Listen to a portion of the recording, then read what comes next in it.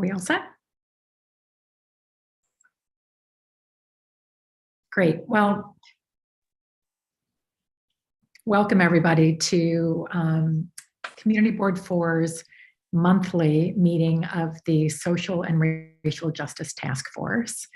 I am Katie Stokes. I am one of the co-chairs. And I would like to thank our outgoing co-chair, Viren, who did an extraordinary job for the first year and almost year and a half that we have been going as a task force. And I am delighted to welcome another one of our task force members as our official new co-chair, and that is Leslie Williams. So Leslie, over to you to say hello. Well, thank you. And I'm glad that we have a nice attendance tonight, and we have a great presentation by a number of presenters from CUNY and other venues, and we'll talk about Women's History Month. So I'm looking forward to this. Great. Me too. Good. Well, I'm going to, yes, we do have some presenters with us who are, a couple have already joined and a couple more are coming in to talk about issues this evening about resources for high school students who are starting to explore pathways to college. But before we get to that part of our agenda, which we're looking forward to, we first wanted to take a moment to talk about or to acknowledge Women's History Month, which is March. And as we know, there are already a lot of extraordinary things happening in the bigger world, thinking about women and how they've made a big impact on history, including the fact, obviously, we have our first ever female vice president of the United States. Also, as of just a couple months ago, we have our first female city council speaker here in New York City, which is pretty extraordinary. And we've had a lot of women from the sort of community district 4 where we live and where we do our work, who've done really great things too, sometimes on a smaller scale and on a larger scale. And we wanted tonight to actually just focus on one who, her name is Gloria Sukanik. And actually, I'm going to go ahead and share my screen. At least I'm going to try to share my screen. Everybody wish me luck. So far, so good. Tell me if you see my screen. Yeah? Yeah. Okay, and I'm going to open up this presentation. Let's see if it, oh, look at that. Hold on, let's go to the very first. Okay, so again, this is just a little discussion briefly about Gloria Sukanik, who is from Community District 4. And in case some of you don't know who she is or was, she was a housing advocate and political activist who lived almost 50 years in Chelsea, including at Penn South, where she lived from 1991 until her death in 2019. And she was born in Brooklyn, so she was a New York City person her whole life. And she actually studied painting at the Yale School of Fine Arts, so quite fancy for back then. And she was an artist through her life, but she also held a lot of other jobs. In her 20s, she worked as a model, as a waitress, as a switchboard operator at MoMA. She even apparently worked as a dance instructor. But then she spent most of her work life as a copywriter back in the day at Alexander's department store. And she didn't become an activist at all until she was actually in her 40s, when she started exploring second wave feminism and consciousness raising.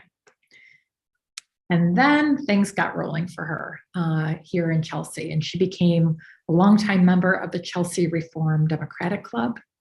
And she became a very active volunteer with the Metropolitan Council on Housing, and also with the Chelsea Coalition on Housing.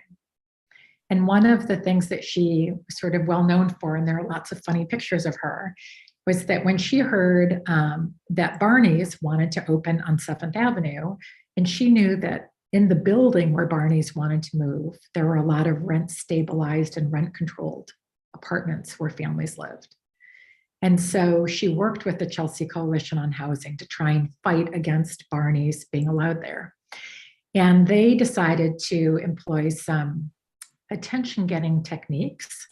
So they did some street theater right in 7th Avenue, in the middle of the avenue, shutting down traffic. And then, but Barney's was able to sort of plow forward. And as we know, they were able to open there.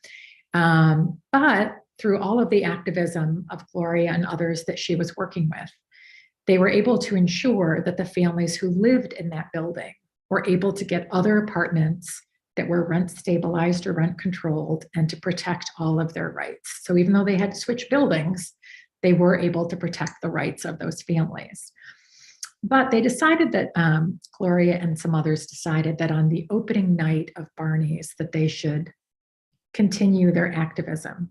So they decided that they should have a fashion show. So they rented a limousine and they dressed up in really outlandish outfits. And they came and they did their own special fashion show on 7th Avenue. And apparently Gloria decided to have a very unique costume. And she made a big costume that was all huge $1 bills that she plastered all over and around herself. And then she said, she had a sign that said Barney's Bill of Rights, that they were just focused on the money. So anyway, she became sort of well-known for being slightly outlandish in her activism. She also fought to protect or to prevent evictions at the Leo House, which was a church-run building on 23rd Street for single women. And she was involved in a lot of other efforts as well. And so she actually even was, she received awards from labor groups for her activism. And again, she was particularly active in like her 60s, 70s, and 80s, all here in Chelsea. And I have to say, one of the quotes that I loved that she said about her activism is that if you get involved in something that really affects the world and do something that makes life better or easier for somebody else, it's like a great big bouquet of wonderfulness. So I thought that was a lovely sort of summation of somebody making a difference right here in Chelsea. And then there's also an article there you can see that was in AM New York that was posted in 2019 when she passed, that has a lot of details and some pretty fabulous pictures.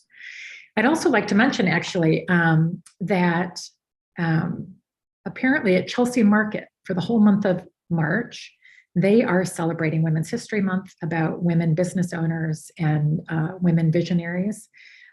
So it is totally worth visiting Chelsea Market here in our district to go see more about women making history.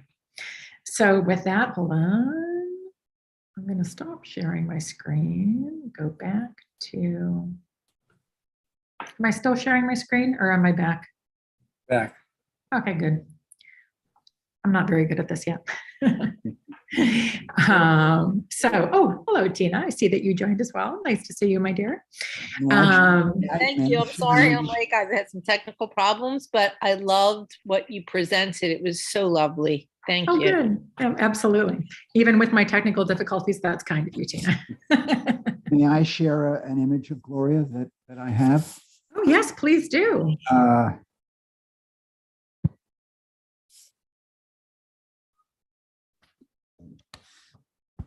I love her hair. Her big white poofy hair. Exactly. She was very active in Penn South, and everybody knew who she was. Did you have a chance to meet her, Marty? Oh, yes. Marvelous. I never had the pleasure. Yeah, it's a small world, but I think I knew her from Alexander's. Oh, really? Wow. Yes. She worked at Alexander's. I worked at Alexander's back in the day. Leslie, I had no idea. That's awesome. Yeah, that is small world. And my former boss, when I was working for 1199, who worked at 1199, she lived in Penn South as well. And I think she would have known her, you know. Mm-hmm. That's the beauty of living in New York City. It is such a small world, but you would never guess it. So Marty, are you able to share your screen, you know? Did I share it? No. On the bottom of your screen, you should be able to have there should be a toggle to hit share screen, and you can do that, and they'll show you all of the open windows you have, and you can select the one that has the photo. Am I sharing it now? Yep. Yes. Oh, there she is. Oh, yeah. Perfect. Exactly. Look at that fabulous white hair. I remember Gloria. She was quite a character in the neighborhood. God bless her. Yeah. That's awesome, right? Always and that she active. kept it up Katya and until I she was 94. Katya and I considered her a dear friend, but she She was a neighbor and an activist at Penn South. She worked as hard as she could to make Penn South a community. We need people like Gloria at Penn South now. Mhm. Exactly. I'm going to Exactly. unshare this if I can figure out how I see it. Marty, well done. Well done, Sharon. Thank you. That's great. Well, perfect. Technology. I'm so glad that there were these personal touches too. You have Um, someone with their hand raised in the public, in the attendee section. I don't know if you want me to. Sure, bring them over. I also knew Gloria from the Chelsea Reform Democrat Club, and she was Oh, great. awesome. We loved her. That's great. And David. from the housing, West Side Neighborhood Housing. Exactly. She was such an active, housing activist. And I'm sorry. And so, Jesse, who are you bringing over? Carol Weinstein has her hand raised. I'm trying to bring her over. I don't know. Okay. She's at her computer. She needs to accept the escalation. Let me know if you see her because I don't at the moment. I know she's, I think, declined. Okay. Okay. Carol, do you want to speak? Yes. Okay. Racial justice, and it's very, very interesting. And I don't know if this has anything to do with the social services right here, but it may have in the Ukraine. This is not our neighborhood, but in the Ukraine, we've been welcoming refugees. Poland is taking a lot of them in, and people of color and Muslims are like at the end of the line. And I don't think that's right. This is the Racial Justice Committee. It's not it, but this is not a local matter. But in a way, it is, because we're taking in refugees too. Yep, Carol. Yep. And thank you. You're right. That's certainly one of the issues that's obviously at the top of our national agenda and the international agenda. And it is certainly the case. We've heard lots of stories about how there have been grave injustices for people of color who are trying, refugees, who are people of color who've been stopped at the border and lots of things. But it does sound like there is some very good organizations that are trying to address that. But you're right, it's important that we're all alert to that. So thank you for raising that, Carol. Thank you. Carol, and I'm happy if you want to email me. I'm the district manager. I'm on the web. My email's on the website. I can certainly connect you, I'm sure, if you haven't already, to some of our federal electeds. Is on the website of CB4. Yes. Ah, and your name, I'm Jesse Bodine. I'm the district manager for the board. So I'm happy to connect you with some federal electeds who can certainly be able to hear your issues and be able to respond to them appropriately. Oh, Great. fine. Thank you. No problem. Thank you, Carol. I'm going to move you back into attendee. Great. All right. So with that, we're going to switch over to our next topic. And this is, we have some speakers tonight, as I mentioned earlier, to address, well, just very broadly, to let you know, we've talked about in the past about sort of equity in education. And where are there touch points where there may not be equity? And one issue that came up actually on last month's task force call was the question of resources that are available to our high school students, especially our high school students who are students of color or immigrants or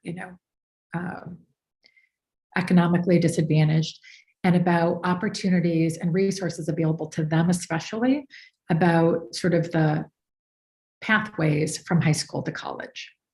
And so Leslie and I had reached out to a variety of sources to see if we could find people who could help us sort of address that and have a better understanding of that issue generally, and then specifically for the high schools in our district and the students in our district. So with that, I'm going to turn it over to Leslie to get us started on our program. Yes, it's my pleasure to introduce Sharon J Hardy, PhD and Interim University Executive Director of Admission Services at CUNY, who will present from the CUNY perspective. Great. Sorry, Sharon, real quickly, I forgot to mention. So just structurally, because we have a couple people who are going to speak tonight, at least 3 or 4. I think what we're hoping to do is that after each person speaks, if there are any questions from the task force members for the speaker, then hopefully you'll agree as a speaker to answer some questions. And then we will go to the next speaker. And then after all the speakers are done, then we'll open it up again to see if task force members have any questions. And then we can also ask if the public has any questions. All right, so that's just sort of structurally how I think we're going to try and do this. So, okay, Sharon, with that, back to you. Perfect. Thank you so much. And thank you for this invitation to be a part of Community Board 4's meeting this month, and for the very important work that you're doing as part of the Racial Justice Task Force. As Leslie mentioned, I'm Dr. Sharon Hardy, and I am the Interim University Executive Director for Admissions and Recruitment at CUNY. And I am pleased to introduce my colleague, Angelica Quintana, who is an admissions counselor and is responsible for Manhattan, and which includes the Community Board 4. And Angelica will share with you the work that she's doing with high schools and how we serve the students and families in your community. To get us started, I have a very high level presentation to introduce CUNY to some of you, or to perhaps reintroduce CUNY if we have any alumni or current students who may be with us this evening. So I'm going to share my screen.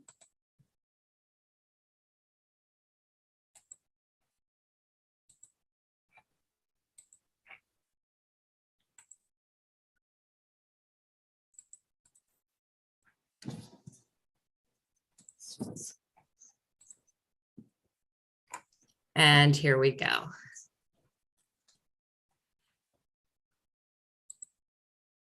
So one of the things that is very exciting about New York City is that it has its own university system. And as we like to say, that we are the greatest urban university in the world. So how can we claim that city? I mean, how can we claim that title? We are one university which is comprised of 25 colleges. So we've come a long way since the initial founding of City College uptown. We currently have 25 colleges. This is community colleges, undergraduate, and also graduate and professional colleges. We have over 1,700 programs and majors, 20,000 faculty members. We currently have 275,000 degree-seeking students and about 1 million alumni worldwide. Our mission very much ties into the work that your task force is doing. Throughout its original founding, CUNY's mission is to provide access and opportunity through education to all, regardless of background or means to attend college. How do we do that, and how do we continue to live into this message and carry it out today? We offer a high quality, affordable education. Our public education tuition is among the most affordable in the nation. Currently, our annual in-state tuition is about $7,000 for one of our four-year colleges, and a little over $4,800 in tuition to attend one of our community colleges. That's for a year. 65% of our undergraduate students graduate tuition free, and 3 in 4 of our students graduate debt free.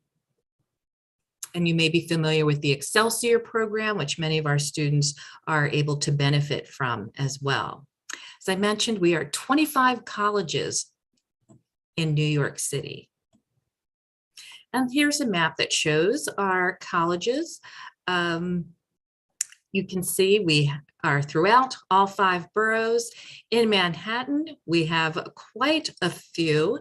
We have a City College, the School of Public Health, we have Hunter College, Borough Manhattan Community College, the School of Labor and Urban Studies, and you can see many more.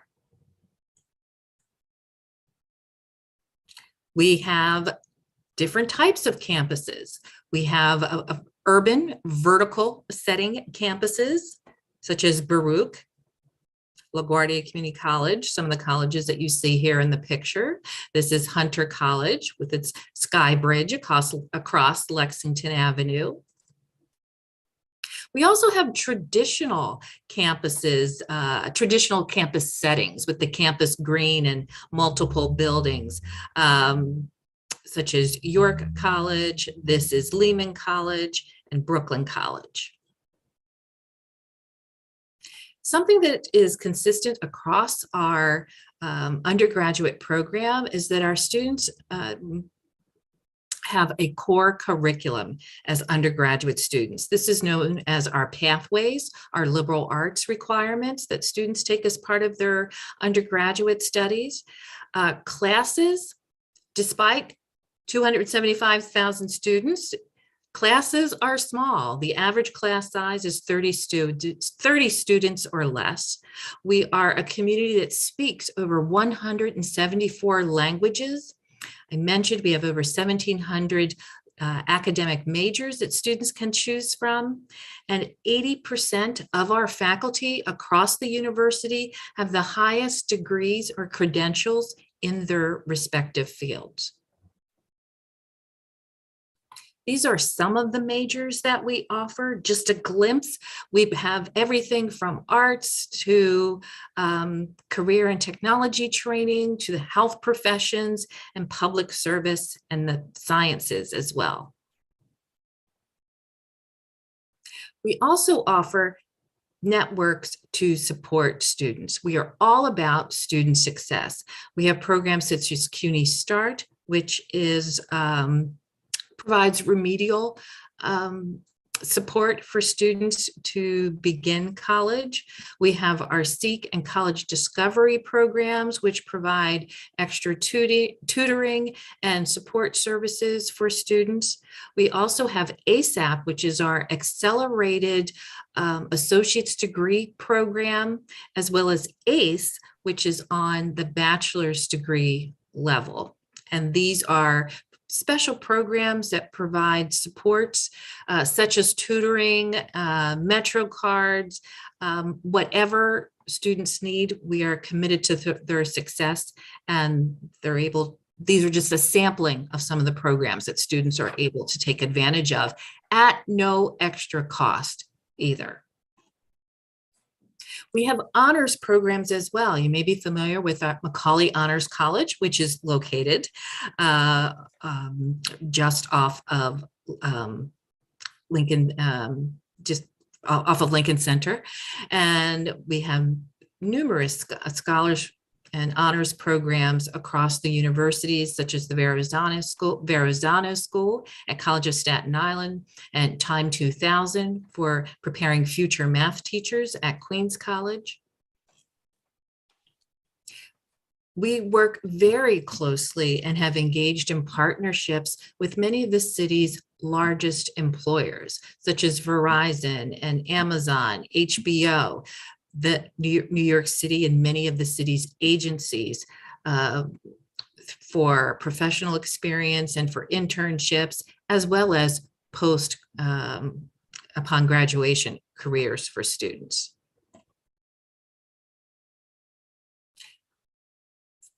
To celebrate more of our our graduates and some of the things that they have, the honors that they have claimed from their work. We have over 116 National Science Fellows. We have 96 Fulbright Scholars, 10 Truman Scholars, 13 Nobel Laureates, and 24 MacArthur Fellows, as well as 8 Rhodes Scholars across the university. And there are numerous ways for students to get involved in campus life. I like to say that we are so big. If you're not aware of it, we have our own athletic conference. During this time of March Madness, we have our own March Madness and basketball tournament underway through the CUNY Athletic Association, known as CUNYAC. We have clubs at every campus, as well as study abroad opportunities. And we also participate and make available, as part of preparing and encouraging good citizenship, we have numerous service opportunities, including this CUNY Service Corps, where students can get involved in order to pay back and participate in community projects. We also have campus life in the form of student housing, and we currently have housing at these undergraduate colleges at Baruch, Brooklyn, City College, College of Staten Island, Hunter College, John Jay, Lehman College, and Queens College. So our students now have the opportunity to really get that full college experience of living in community in a residence hall setting. Now, in relation to the work that you're doing with your task force, I wanted to highlight some initiatives that we have underway at CUNY.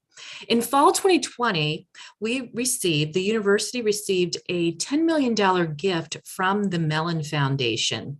And this gift funded the Black Race and Ethnic Studies Initiative, which we call BRESI. And BRESI is a university-wide council comprised of faculty, administrators, and students, and they really have come together and produced initiatives that the university can take on in terms of expanding our academic offerings and research, creating research opportunities in areas of Black and race and ethnic studies, increasing the diversity of our faculty hiring, as well, and also addressing and fostering an affirmative campus culture across all of our campuses as we embrace the diversity that we have as one of our strengths as New York City. So what we really aim to do in our work at the university is to make that part of the learning experience. Additional things that we have in terms of racial justice work. This is just a sampling of some of the programs that we have at our college. We have a Racial Justice Fellows program at City College.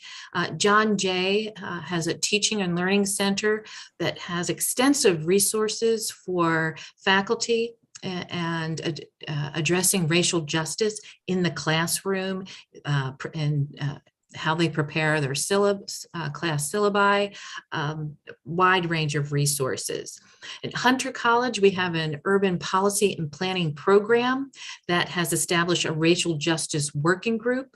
And at Medgar Evers College has a Center for Law and Social Justice that has many programs on the campus as well as in the community.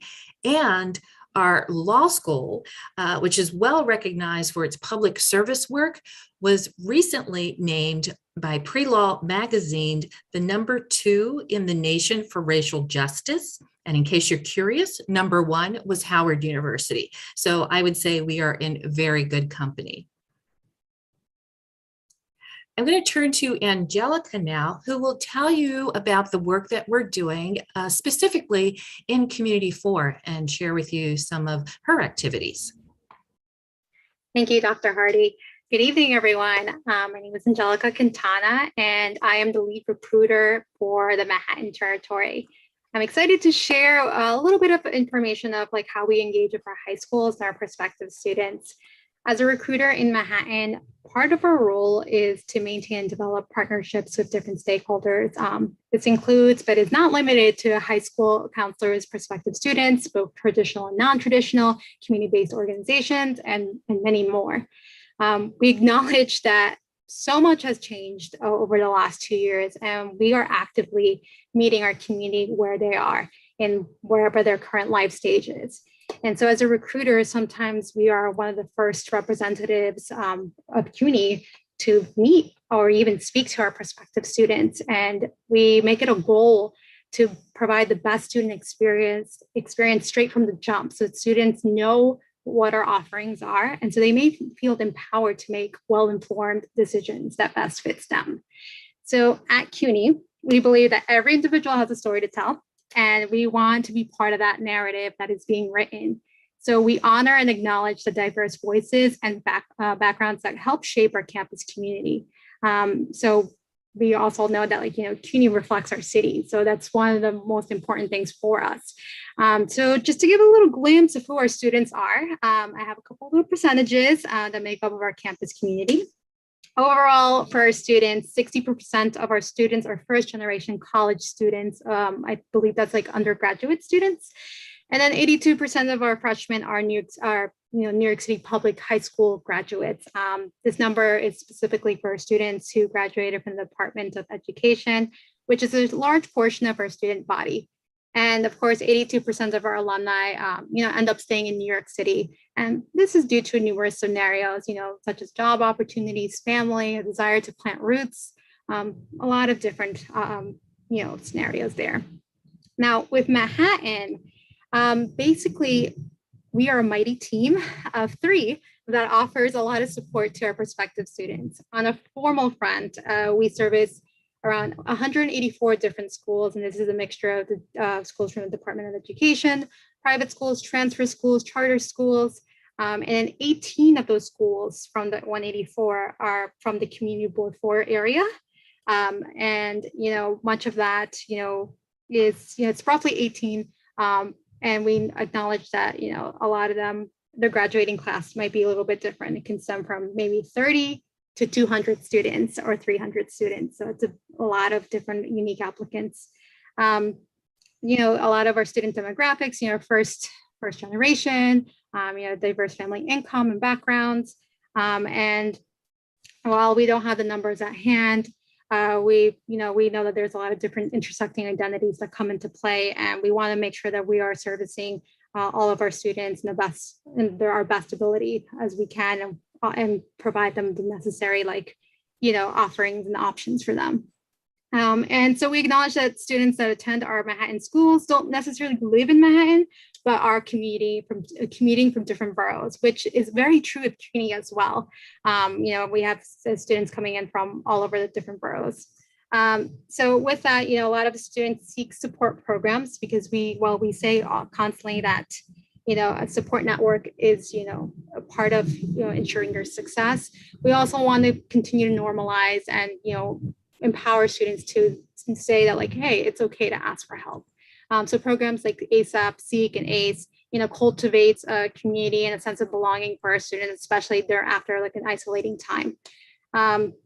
So with that, couple of data points on here, just to give some perspective from the 18 schools that are in the Community Board 4. These in 2019, there's like around 1,338 of them were, applied to our schools, cited at 10. 2020 is around 1,328, relatively consistent. And then 2021 last year, around 1,297. And then, of course, some numbers fell a little bit, but, of course, different times right now. So we acknowledge that we're we're in a different period of time, and we want to make sure that we are best supporting all our different, our players on here, our high school counselors and our students in the best way possible. So how do we support our counselors? How do we engage our high school staff? We support them by, acknowledging the fact that they might have different graduating classes, and we do it, and we make sure that they're getting their correct data to make sure they're tracking their students well enough to make sure that, they're applying to the right schools. So every month on the first of every Friday, we provide a status report, gives them an idea of which students apply to which schools, helps them understand if they're missing something like a transcript or an essay. And so we help, we're kind of like a liaison. We help them with completing those applications for the students. And then the next part is the CUNY Counselor Advisory Board, also known as CAB, which is basically around 15 counselors from the boroughs and outside of the boroughs that meet on a regular basis to discuss common trends, to give us insight of what's actually happening on the schools, so we know how to best communicate with our students and know how to not only just best communicate, but also to just assist them with any other needs that they may have.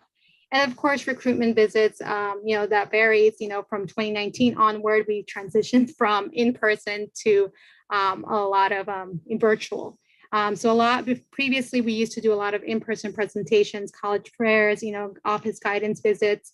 But during the pandemic, of course, we transitioned into the usage of Zoom and Microsoft Teams to help, students troubleshoot with claiming their accounts, sometimes of trying to get into their CUNY First accounts and helping them with if any other issues that they're having. We acknowledge that all of our students are different, have different learning styles. And so sometimes they need something of a visual, sometimes they need a one-on-one session. And so that's how we were, communicating with our students. And of course, for our students that are, undocumented as well, usually back in 2019, when we would visit in person, a lot of them would want to discuss things privately, if they weren't sure about their citizenship status. And so we kept that going in a very private setting as well, on Zoom, or, if they wanted to discuss via email or call us, we made that space for them and reminded them that they can still go to CUNY. But yeah, and from that period, we shifted on to larger events, and we currently are still doing larger events for our students in the virtual front, and we hope to see them very soon again in person. Now, while this is just a small glimpse of the work we do, we obviously are still part of the community. We're still doing amazing work in the community, and of course, we continue to partner with other organizations that play a big part in our community, and we hope to spread the good word of CUNY. So thank you so much for having me. Thank you, Angelica. And just some recent recognition that we have received as the university. Kingsborough Community College has been named by the Aspen Institute for its excellence as one of the top 10 community colleges in the nation. Baruch College has been named by U.S. News and World Report as one of the most innovative schools, and City College is one of the best global universities, also by U.S. News and World Report. So this is also how you can stay in touch with us. Our CUNY Welcome Center is on East 42nd Street. But you can also always connect with us through our website as well. So that's a little bit of who we are and what we're doing and how we're engaging with your community. Wow, that was a lot of information and really great. Wait, I think Leslie, you're on mute. I wanted to thank you both for your presentation. It was fantastic. I was really impressed with the work that you guys are doing at this time. My question that I have regarding your presentation is, how do students get connected with you initially? Does that happen? So it depends on the student, because we work with a wide range of students. We work with students, Angelica, as an admissions counselor, works with the high schools, where students may get connected with us through their college advisors, through a teacher, through a program such a college fair at their school.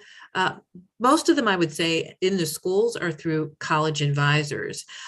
We have a welcome center where students reach out to us either by phone or email as well, to get connected to. but we also work, we have adult learners. We have, our students are all ages. Mhm. Yes, and I'm aware that Dr. CUNY I'm sorry. has, I'm sorry, No. CUNY has a large number of adult students as well as compared to some other colleges. Mhm. Is that correct? Yes, Yes. yes. Mhm. I'm sorry, Katie. No, that's okay. I was just going to say, Hector, I see that your hand is up. You have a question? Yes, thank you. That's a lot of great information there. And I appreciate all the efforts you guys, ladies put forward. I have a question concerning, I know that you have programs for students to reach out to you folks, but what about programs for training for counselors in existing high schools? I mean, my son fortunately had a really great college advisor that really helped him a lot to the point where he was able to get into a really great university. Not everybody has that kind of advantage that my son has, unfortunately, especially some of these underprivileged schools in our community. What are you folks doing about, I guess, do the high schools, the DOE have to reach out to you folks, or is there an outreach to you guys to reach out to them and say, hey, this is our seminars, come, we'll train you and, tell you exactly what needs to be done?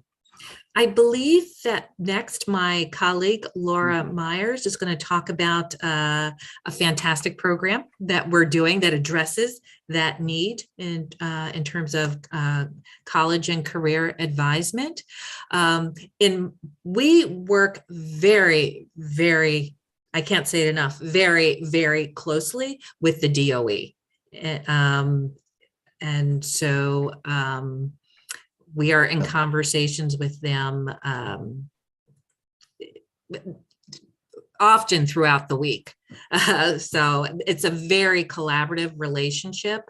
For students who maybe don't have access to a strong advisement in their school, that's where the Welcome Center comes into play. Or a student may go to one of our colleges. They may go to City College and speak to someone in the admissions office there. Often students come to us when they're not sure where to begin, and we can give them an overview based on their interests. Well, here's what happens at a community college.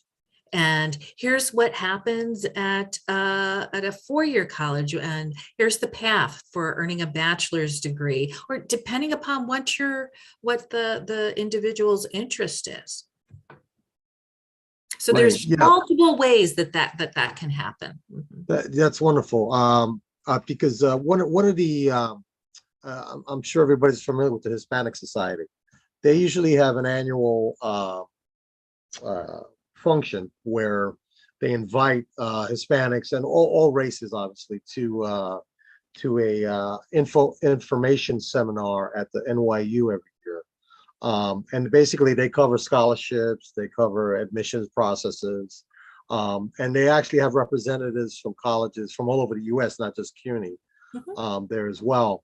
And it was very helpful. I mean, basically it really gave you a lot of insight as to the selection process for financial aid, FAFSA, state and city. So I think, I don't know if you have something similar to that you guys sponsor and offer to high schoolers throughout the city. I'm hoping that's the case. So we do a couple of things. We do have, actually, next week, we have our CUNY College virtual fair, which is on Wednesday, March 30th from 4 to 6 p.m.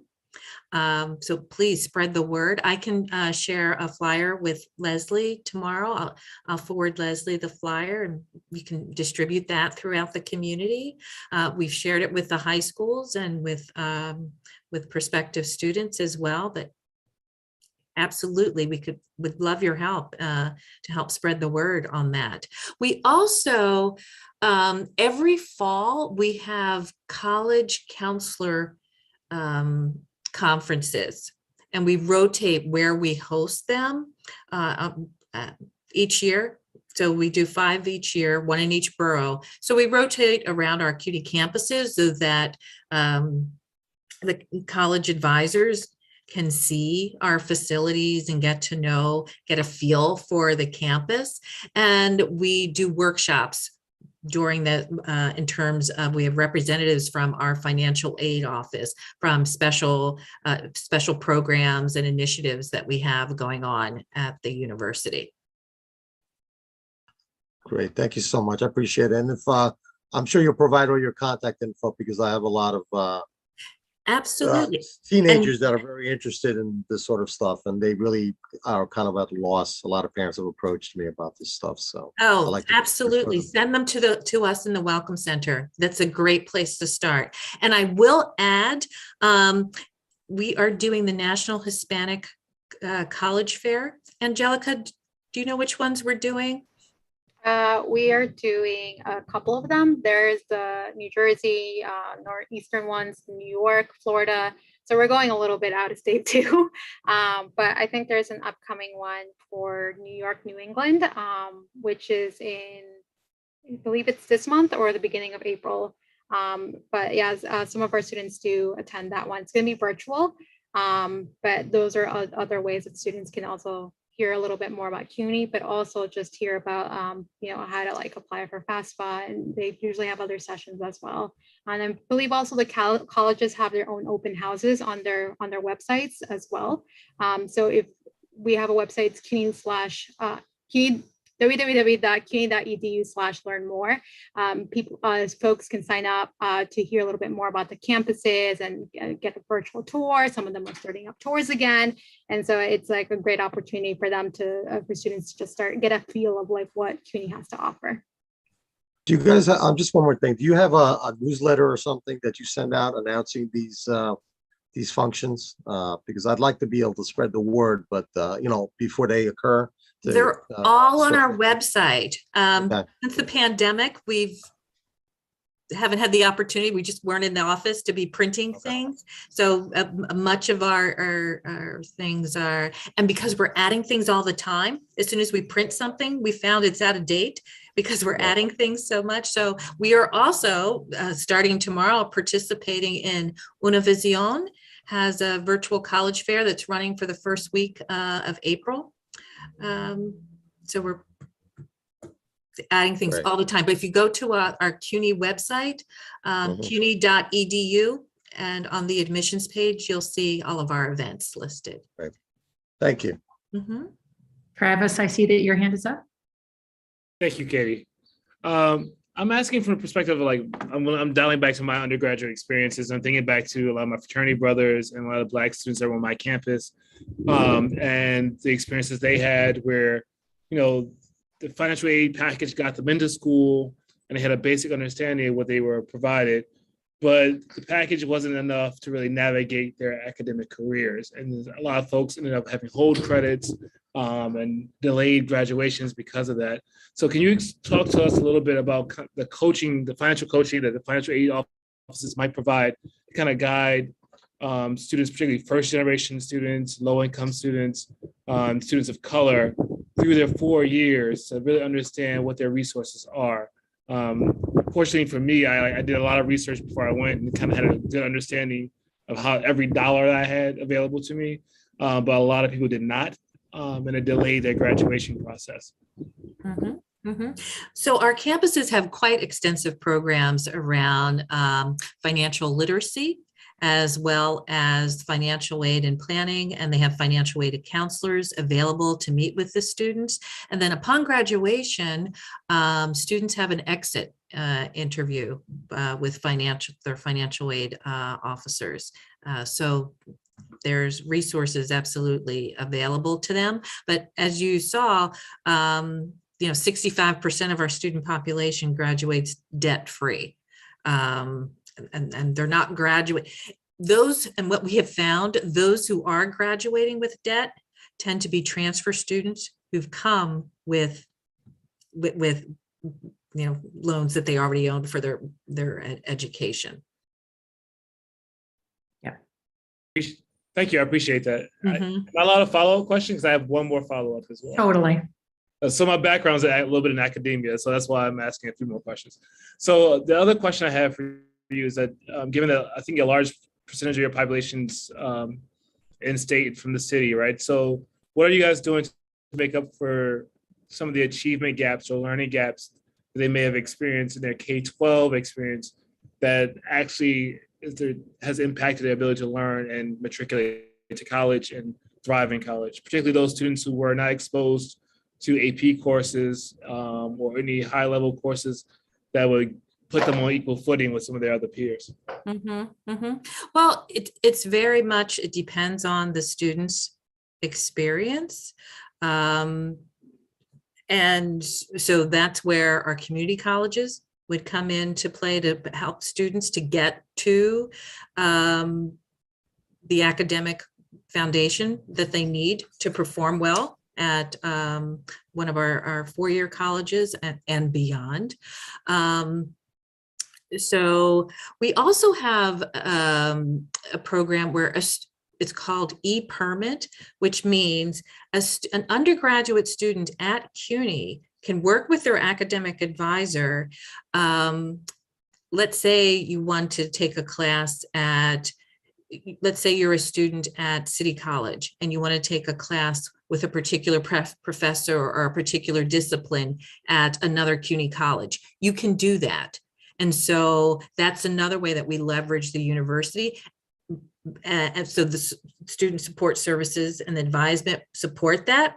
Something that we've done too is there's a lot of technological tools in terms to facilitate student advisement so that the student is very much engaged in planning their academic study along with their advisor. So it's really a partnership.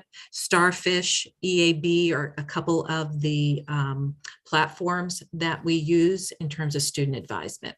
And Angelica, did you want to add something? So there's a couple of different also programs that we have that help with that. For example, in the last few years, we've been phasing out remedial classes and replacing them with core requisites that are some courses that you take alongside with your academic majors or your offerings. So this can stem from like English, math, whatever it is that the student is needs to brush up on. And then we have programs like CUNY Start and Math Start. I hope I'm not saying the wrong thing, but those are additional programs that they have throughout the summer that they get to like brush up on certain things. I think the cost is $75, and they would take those courses, I think, before they start their fall semester classes. But on top of that, there's of course a lot of different things. I think there's like some bridge programs as well. There's just so much, but that's just a little bit of some of the items that we do have, because we know that we want to make sure that we're retaining our students, but also we want to make sure that our students are able to have success within the short time frame that they're in with our university.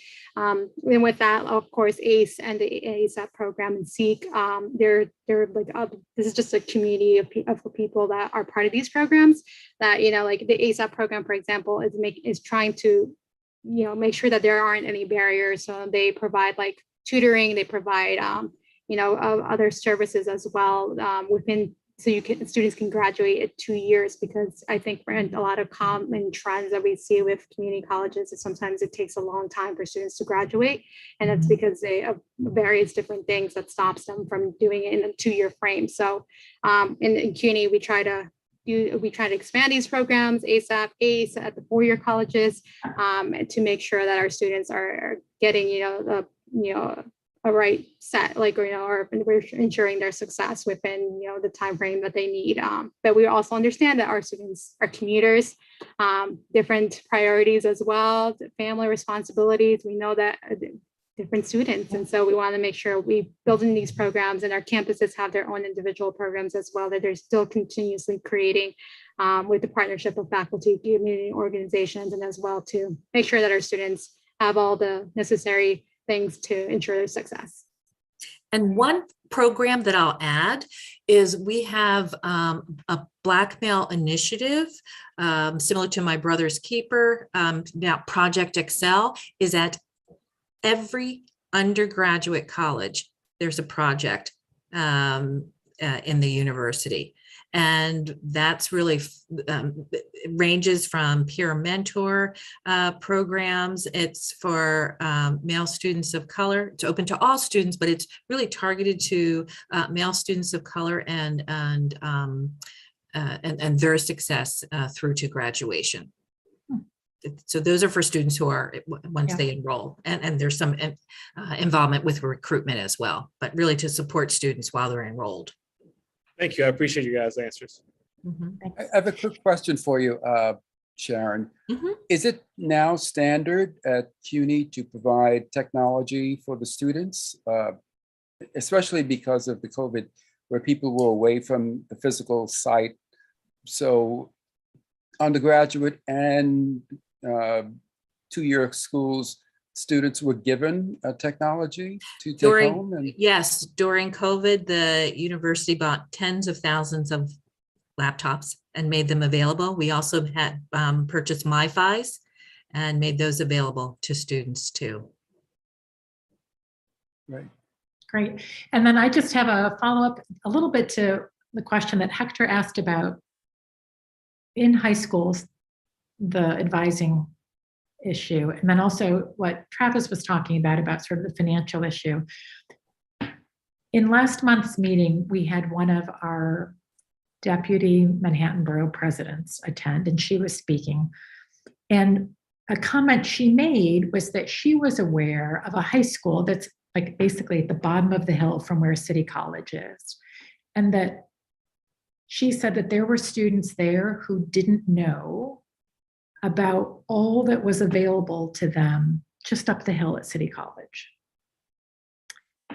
And again, I don't know any specifics about that high school, but I do have two children who have gone through the New York City public schools. And I am well aware of the fact that not every child has a lot of self-starter initiative and isn't, if they don't have a really great college advisor, I think there are a lot of students who are just going to assume, frankly, their family doesn't have any money, so therefore they shouldn't even apply to college, right? That they won't even look at your website or go to your Welcome Center to even find out about these possibilities. And so I think that's one of the things we're sort of trying to understand is like what's available to the kids in high school who might not know that college really is a possibility for them and that there are all these supports out there. Now, maybe this is a better question to be addressed by Yassi or Laura, who I know are coming up to speak. But I guess so that's one of the things that sort of is on our mind is how do we reach the students who aren't the self-starters, who are going to explore these things on their own and who might not have great advising, who's sort of kicking them into gear. So I don't know, Dr. Hardy, if you have something you want to add to that before we go to our next speakers, or well, I'm definitely sure our speakers can add, but what I can share in conversations and through our partnership with the DOE, with the new Chancellor Banks, has really elevated this issue in terms of students having post-secondary career plan. And so we are working very closely with the DOE. And so it's really, the approach is to focus on each student as an individual and creating opportunities. And so I know that is very high on the agenda. And so programming around that will continue to roll out in the coming months. Marvelous. Great. Okay. Then we're going to turn next to our next two speakers. And let me see, should we flip a coin or actually go first? She's got toddler bedtime to wrap. I was going to say, we did see that we actually have a future high school student who was sitting on Yassi's lap for a little while. So yes, Yassi, why don't we go over to you? He did pop in. He popped in for a second. Yeah.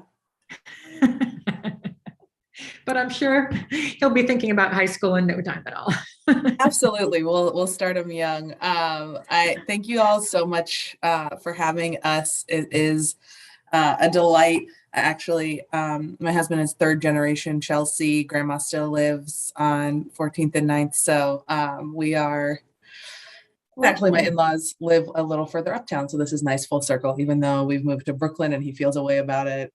You know, this is a nice connection to the community. So I am delighted to be able to present and share a bit, hopefully some of the questions that y'all had about the student experience. I can help provide some answers and guidance to some of the services that we offer. Again, my name is Yassi Davoodi. I am the VP of Development for an organization called uAspire. We are a national nonprofit and we're focused squarely on college affordability and working with young people to make sure that they have the information to navigate to and through college and graduate with a manageable, hopefully minimal amount of debt. And so Travis, I hear you making every single one of those dollars work. That is what we are in the business of, making sure that students are going into school and not getting caught in those traps, exactly like you said, because we see far too often, oh, I can afford the first year of school. What happens 3, 4? Oh, I could afford tuition. What happens when I have to buy books? Oh, I could live on campus, but I have to buy sheets. So, you know, making sure that students have all of that information when making an financially informed college decision. So we do this work in 3 different ways. We work directly with high school students and college students. We train counselors and CBO direct service staff on financial aid topics. And also we know that it doesn't matter if we do a financial aid FAFSA form with every single student in the country. If the systems are still cumbersome and too difficult for students to navigate through, then we are just a Band-Aid. And so our policy and systems change department is really focused on making sure that the systems are working for and in favor of students instead of creating more obstacles and barriers. So I'm going to focus mostly on the student and family resources that we have available, particularly at this point in the year. And I'm happy to share my slides that talks a bit more about our school training, and happy to answer any questions about that. Laura and I were actually meeting earlier today because the CUNY K through 16, her program that she's going to talk about, we work in partnership together to make sure that folks have the accurate financial aid information. So national nonprofit, we work with students in Massachusetts, New York, and in California. And train in many of the states across the country. Here in New York, we work with college students, about 55% of whom attend a CUNY school. So we are big proponents of CUNY as a fantastic, strong, and affordable option for our students. So I'm going to talk more about the resources for students who aren't in our programs. So we work with just over 10,000 students across the country, 2/3 of whom are low income, and over 90% identify as student of color, and almost 80% of our students are first generation. So making sure that students and families have the information needed to make affordable decisions. So these are all some free resources that we have available right now for students who are not sort of officially in our uAspire program. Obviously, with the pandemic, we saw a huge increase in the need for access to information and resource. So that sort of sparked some of these free tools. And I'm going to go a bit more in depth for each, but we have free financial aid virtual events. We have a free college cost calculator, and with that college cost calculator comes a financial aid terms dictionary. Again, I'm going to send all of this. Everything is linked, so you can peruse if you're interested. I know Hector was talking about having families who had questions, and hopefully some of these resources can help.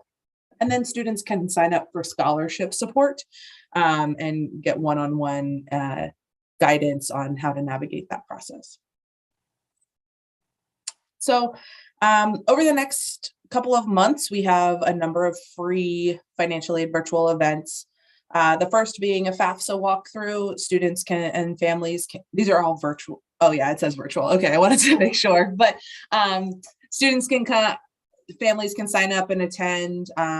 The FAFSA walkthrough goes through the FAFSA, what information you need, and there's a Q&A session to answer any real-time questions that students and families are having. After students have submitted the FAFSA, there's oftentimes, unfortunately, extra paperwork that students have to do. Either they need to go back in and make corrections on their FAFSA that they've submitted, and this workshop walks through how to do that. And then students, particularly low-income students of color, are oftentimes selected for what is deemed random, but from our experience with working with this population, is oftentimes the burden of verification is on students and families of color who are low income and having to really sort of go through this, what can be like very dehumanizing process of having to sort of prove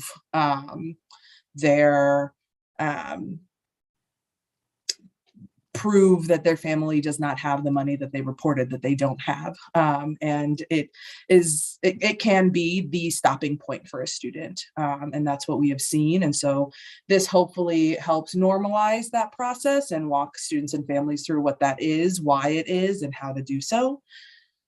The third virtual event that we offer is the financial aid offer review. This is an incredibly exciting and confusing time for students and families.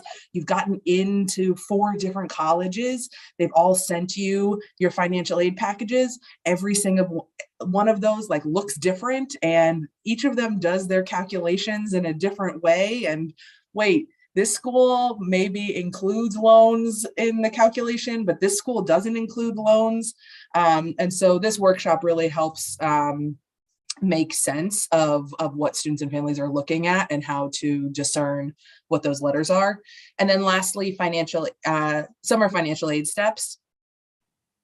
Laura's program is going to go into talking about this, but many students don't around the country don't have the same kind of sort of safety net between high school and college. You've graduated from high school, but you haven't yet enrolled in college. And so, but there are all of these steps that you have to go through. And so we offer this walkthrough to make sure that students and families are aware of what those steps are so that they don't miss anything between graduating from high school and actually matriculating into college.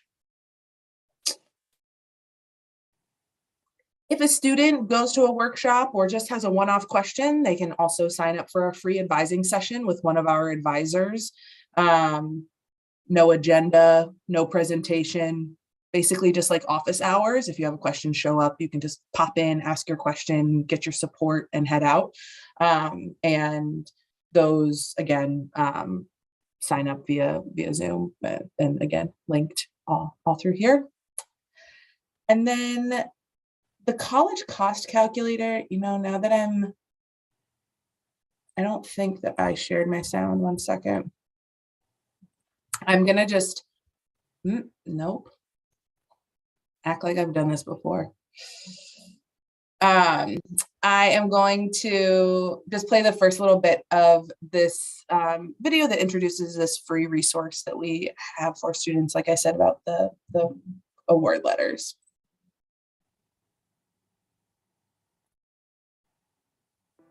uAspire's College Cost Calculator is a free online tool that helps students compare and review their financial aid offers. We've designed this tool based on years of experience navigating the financial aid process with students. Financial aid offers can be confusing. They use different terminology, have inconsistent formatting, and varying bottom line calculations. This tool removes these variations so you can clearly understand and prepare for the cost of college. Let's go take a look at the College Cost Calculator. And so we are not going to take a look at it, but this 4.5-minute video will walk you through how to do it if it is of interest. And so also, not sure if if this is helpful, but on our website, we host a huge amount of free resources, videos about how to complete the FAFSA, what information students need filling out the FAFSA, various sticking points that students run into when they are starting to do financial aid. And so all of that can be found directly on our website. And if you have any questions, I am also more than happy to answer any of them. Again, I didn't really dive into the ways in which we partner with the DOE or with other programs like Laura's program, but am happy to answer any questions about financial aid. Sharon was talking about the counselor CUNY sessions, and I remember from my days as a college counselor going to all of those sessions. They are incredibly informative. So I have both practitioner experience and sort of the experience from uAspire. So happy to answer any questions. Wow, that's great. And to see those resources that are available, because I know that it's that FAFSA stuff and the financial stuff that just blows everybody's mind. And that there's that free resource to compare the different, offers if a child does get them. I mean, that's just fantastic. So thank you for that. And I do want to say, like, if each of you who are presenting this evening can send us, either Leslie or me, your presentations, then we will definitely also get them up on the website because I think this is just such valuable information that's being shared. And actually, just real quickly, I'll ask the first question, then I'll see if there are any other questions. But so can you tell me, how do you, you said that you're serving over 3,000 students or something in the New York area. How do you find them or identify them or something? Yeah, so we partner with 2 other community-based organizations who do really strong high school work, working with students to get to college, but supporting students through college is a whole nother beast. And so we sort of see ourselves as puzzle pieces with the Student Leadership Network, the College Bound Initiative. We work with their students at that handoff point. And similarly, Columbia's Double Discovery Center, their alumni. And so that's how our students are sort of sourced. We provide a virtual text messaging program to those students through their 4 years of college. And so there's not really an avenue for a student who just wants to be part of that program. Unfortunately, it comes through those established partnerships. And so that's why I really focused on some of the resources, more the ad hoc resources that students can access, even if they're not part of any of our programming. Got it. And it seems like they're great, even if they're not part of your programming. Yeah. Leslie, I see that your hand is up. Yeah. Thank you for the presentation. It's very informative. I have a question based on, I guess, the same thing happening in California as well as in New York, meaning the homeless situation. What kind of challenges do you have to deal with because of that? Yeah. So both the federal and state define homelessness in sort of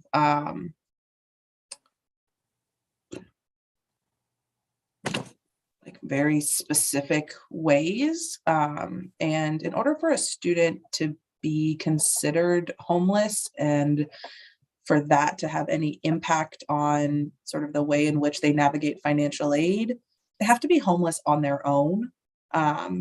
Or experiencing unstable housing on their own. So if a family is living in a shelter, or if a family is sort of bouncing around from various locations and doesn't have stable housing, that student's experience is actually not going to be any different from another student's in terms of navigating the financial aid process. Not going to spend time on my own opinion of how that is handled, but that is the sort of technical approach. I'm not sure if that quite answers your question, but each high school has a McKinney-Vento person who has been appointed an advocate, and they are trained in working with students and navigating services, including accessing college and financial aid. And And so it's sort of both on the high school side. Laura, I don't know if you would add anything to that.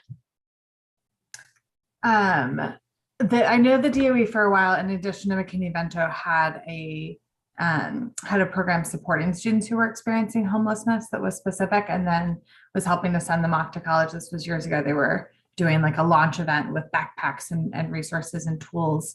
So I know that the DOE has been building into that, and that every school sort of will support their students individually in that process. And that there are dorms at CUNY campuses that some students who are homeless have chosen to opt into and get the financial aid to make sure that that's affordable for them. Thank you. Lovely. Are there any other questions from the task force members before we flip over to Laura? Anybody? I don't see any hands up. Unless I'm missing them. Okay, perfect. Then Yassi, yay you, and thank you for that. And do remember to send us the information. And if you can stick around a little bit, great. If you can't, we totally understand. So sorry that I think I'm going to jump up. I'm also going to include in my follow-up, just to sort of piggyback off of what Sharon mentioned about Chancellor Banks's sort of vision.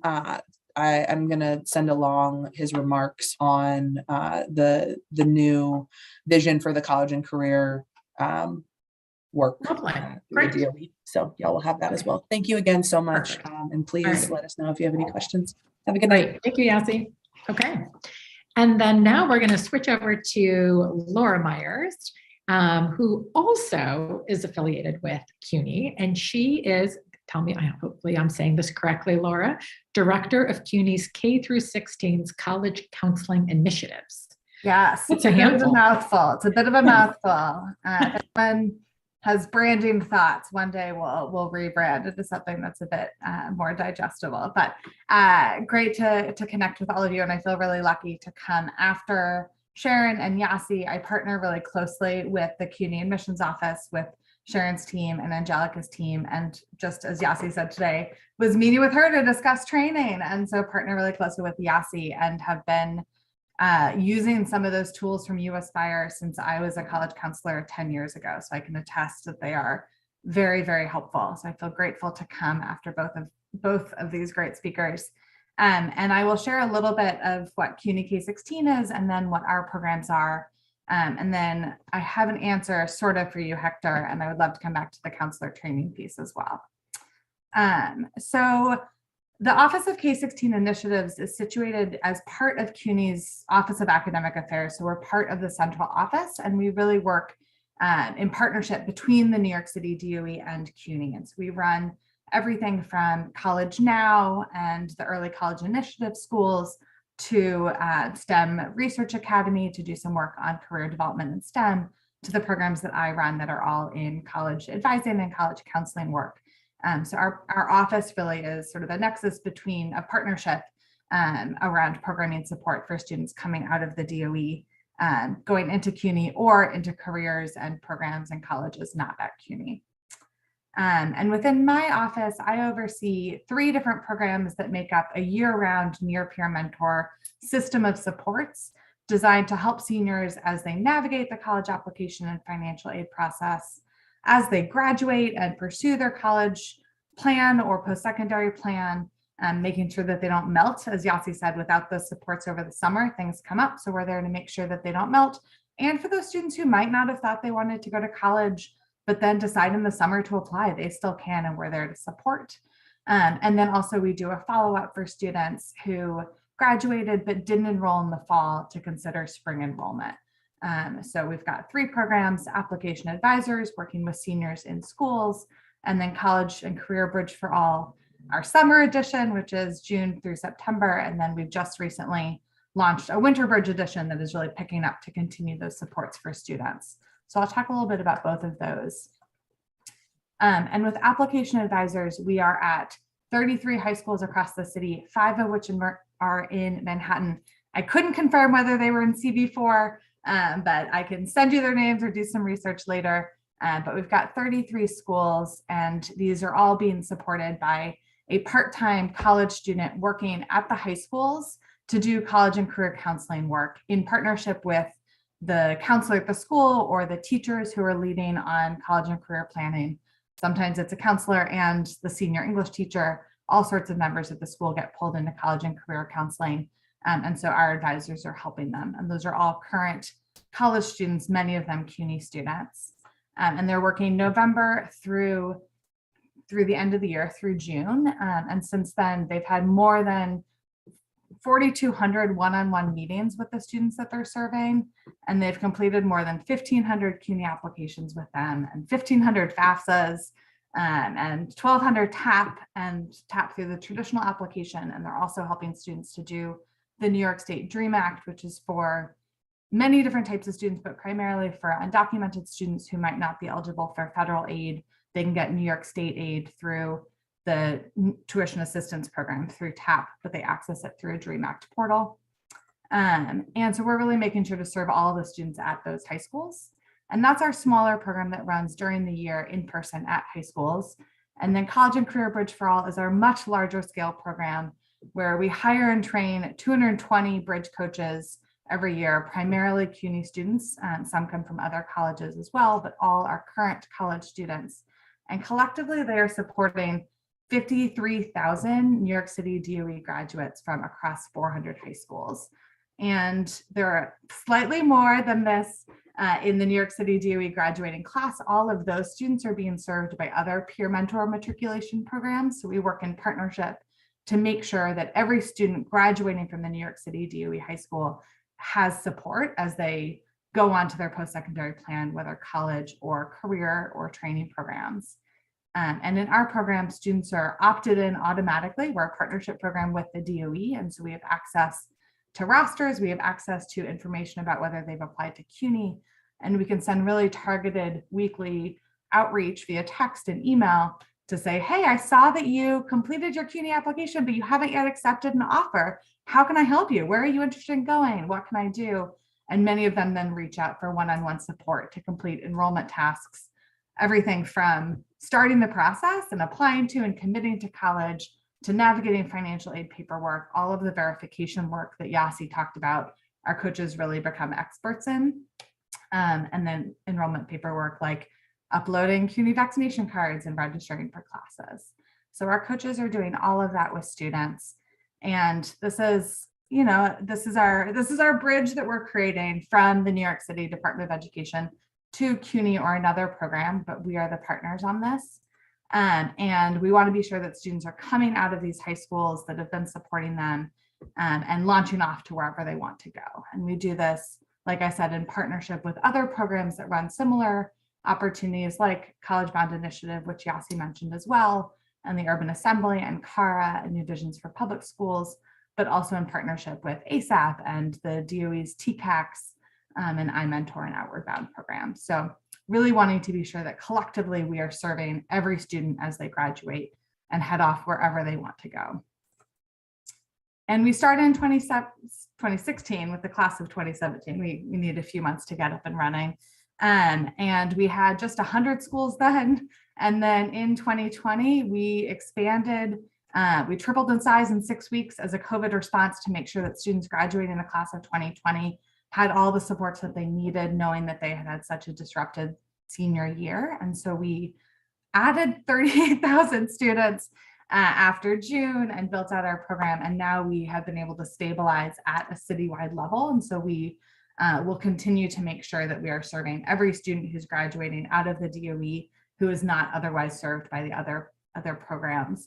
And in 2021, we had 54,000 students. And of them, 83% were students of color, 66% were low income, and 9% were English language learners.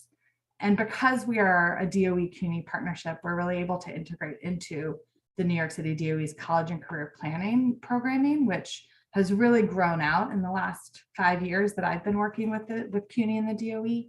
And so I really would encourage you to talk to them about answering some of the questions that have come up, because they've worked a lot on building out programming to train counselors.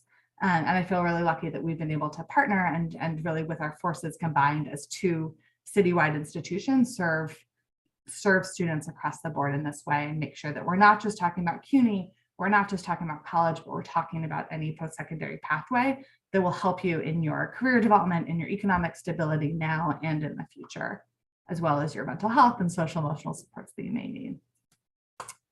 And this is really what coaches do. So I think a lot of people are like, yeah, once I've applied to college, I'm done, right? And we want to be sure that we framed what the work is that our coaches do. They are helping students to confirm their post-secondary plan. And maybe that is like, actually, I don't want to go to the military. I want to apply to college and it's July. Can I still do that? Yes, the answer is yes. Or it's confirming in CUNY First that they want to pick Queensborough Community College or City College.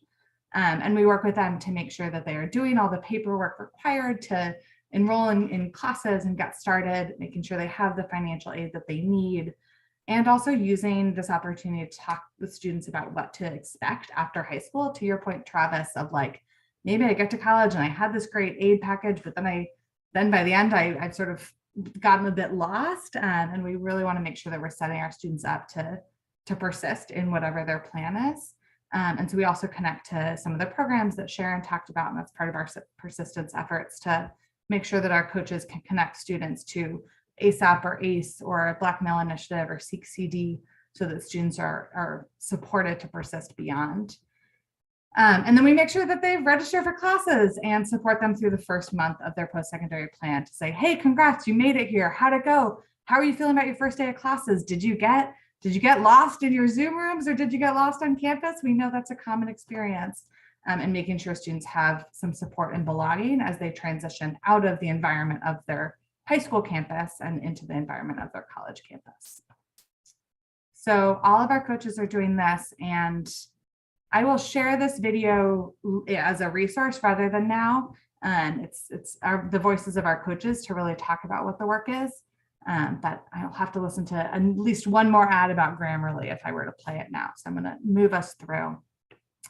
And fortunately, we've had really great success with our programming. We saw in 2021, 70% of our students enrolled in college in fall of 21. This means we're supporting more than half of CUNY's first-time freshmen as a program and making sure that they are getting connected to programs, or for students who aren't choosing CUNY, making sure that they are set up for success if they're going to SUNY and getting connected to opportunity programs there. And then we followed up with all the students who didn't enroll in the fall of 21 and said, hey, we're still here to help. Can we help you enroll in spring of 22? And we only have the data on CUNY for this right now, but that population was smaller, but was really engaged in getting support. And so we saw nearly 2,000 students enroll in spring of 22, which was just a few weeks ago. We're in spring of 22 now, but by college terms, it started in February. And we know that our support matters, that students who reach out and write back to those texts and emails, they enroll in college at a higher rate than the peers who don't. It's meaningful to get an email or to get a text with a reminder to do something, but it's even more meaningful when you write back and connect and engage, and that our impact is greatest among the students who are often seen as most vulnerable. So students who are Spanish speaking, students who are low income, students who are community college bound, and also students who are graduating from high schools with a lower post-secondary enrollment rate. These are the students who are connecting with us most and wanting our support, and are the ones who we've seen the greatest impact that our support can provide. And I think specifically one of the things that's powerful is that we use peer mentors for their current college students, and especially in this time when, if you're a college counselor and you went to college before 2020, you don't know what it's like to be in college during the pandemic. And it's really powerful to have current college students be able to share that experience. And I think that's always true, but I think that is more true now than ever. And so these are New York City DOE graduates who are in college talking to New York City DOE graduating seniors and sharing this experience. And we see that they are especially relatable around things like, let's do the FAFSA via text in Bengali. That is a resource, that is a skill that very few college counselors have. Between our 220 coaches, we're able to group them by language and what schools are likely to have a language need. So we saw this, that they're translating the FAFSA into Bengali, they're doing the FAFSA by text in ways that many college counselors just can't do. And it's incredible to be able to leverage our young people for this. And they're speaking to families about college opportunities in home language. I know that language multilanguage learners was something you had asked about in your as part of your racial justice task force, and that's a really key piece. And they're really working with students on social emotional challenges and like what it feels like to be a first gen student, what it feels like to navigate the fact that your mom still wants the same support she had when you were in high school, and suddenly you're at City College every day and having to commute for an hour, and what does that feel like to navigate in your family? And this is coming up also with our coaches as they think about graduating from college. They're talking about this, of what their career options are now and the challenges of navigating family dynamics. So again, I think our near peer coaches are so well poised to do this work and support students where they most need support and to speak from their own experience.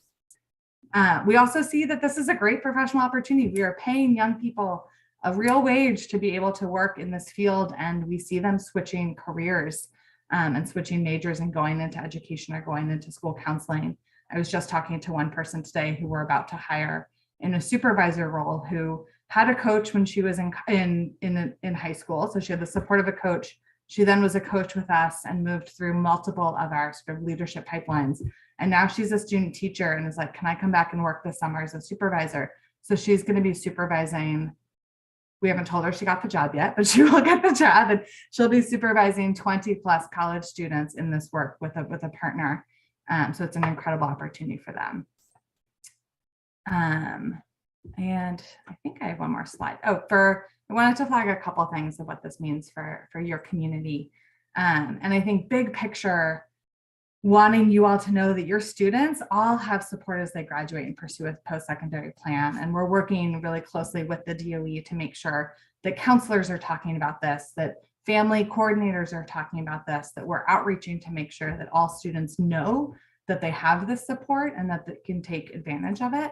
And so as you talk to folks, let them know that we will be communicating with them. College and Career Bridge for All will be reaching out because support works best when students know it's coming and they aren't like, who is this spammer texting me? Like, no, we are part of the DOE community. We're part of the community of CUNY. And so spread the word.